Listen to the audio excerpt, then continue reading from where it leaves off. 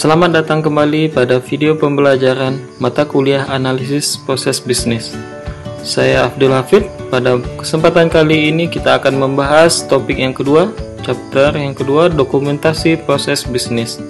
Selamat mengikuti.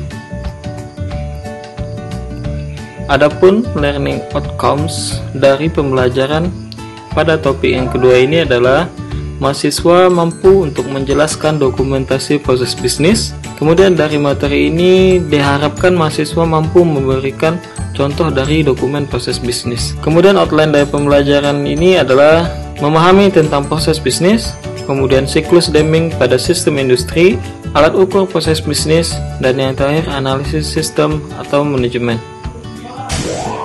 Langsung saja kita membahas subtema yang kedua ini. Nah, dalam proses bisnis, sebagaimana yang kita ketahui bahwa bisnis dalam ilmu ekonomi adalah merupakan kegiatan yang bertujuan untuk menghasilkan sesuatu. Nah, sesuatu ini bisa digambarkan dengan berbagai hal yang memiliki nilai atau potensi. Dalam hal ini bisa dalam bentuk uang atau besaran uang, atau bisa dalam bentuk benda, apakah itu mobil, motor, TV, handphone, meja, bangunan gedung, dan sebagainya. Atau bisa dalam bentuk jasa, apakah itu travel agent, cleaning service, dan lain sebagainya. Dan bisa juga dalam bentuk produk. Dalam hal ini produk yang memiliki nilai jual. Jadi proses bisnis berkaitan dengan bagaimana bisnis dapat menghasilkan sesuatu. Selanjutnya pada slide ini saudara bisa memperhatikan siklus Deming pada sistem industri pada tahun 1989. Siklus ini merupakan ciptaan dari Deming W. Edwards. Nah, dalam hal ini terdapat 4 proses atau tahapan yang terjadi dalam sistem industri atau bisnis, yaitu yang pertama adalah tahap riset pasar. Proses ini adalah merupakan identifikasi kebutuhan pelanggan terkait dengan jenis. Proses ini merupakan bagian atau tahapan untuk mengidentifikasi dari pengguna atau customer atau user tentang suatu buah produk yang dihasilkan atau yang bernilai tadi. Nah, dalam hal ini identifikasi terkait dengan kekurangan atau kesalahan terhadap produk, barang atau jasa untuk mendapatkan hasil bentuk baru yang lebih bernilai tinggi dengan nilai ekonomi yang lebih efisien. Pada tahapan yang kedua atau desain produk, kita mengidentifikasi kebutuhan dari user atau pengguna terkait dengan bentuk produk yang akan dihasilkan berkaitan dengan proses-proses yang akan dilakukan pada tahap produksi. Bisa dalam bentuk fisik atau model dari produk atau jasa yang kita tawarkan.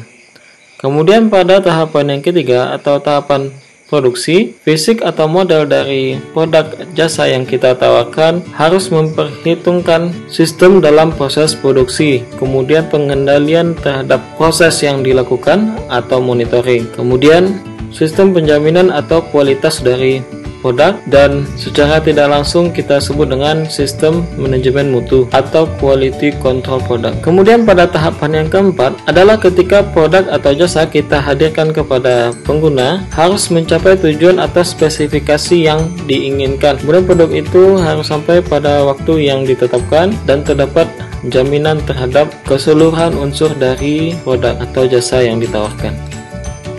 Selanjutnya dalam analisa proses bisnis terkait dengan proses dari analisis proses bisnis, yaitu menciptakan atau merekayasa sebuah sistem bisnis agar mendapatkan hasil yang lebih baik dengan tahapan yang jelas dan menyeluruh. Nah, diantaranya saudara bisa melihat adanya penganalisian terhadap kinerja dari proses riset, kemudian kinerja terhadap proses desain, kinerja terhadap proses produksi, dan kinerja terhadap proses pemasaran. Tahap yang dilakukan adalah tahap yang terjadi secara menyeluruh dari hulu hingga ke hilir dari sebuah proses bisnis, apakah itu dalam menghasilkan produk, barang, atau jasa. Kemudian dengan menganalisa kinerja atau proses bisnis, maka diperlukan alat ukur sebagai standar dan pedoman untuk mengevaluasi kinerja secara objektif dan profesional. Teknik kuantifikasi yang terukur untuk mengukur kinerja, misal karyawan, kita tidak bisa menggunakan faktor emosi seperti like atau dislike, kemudian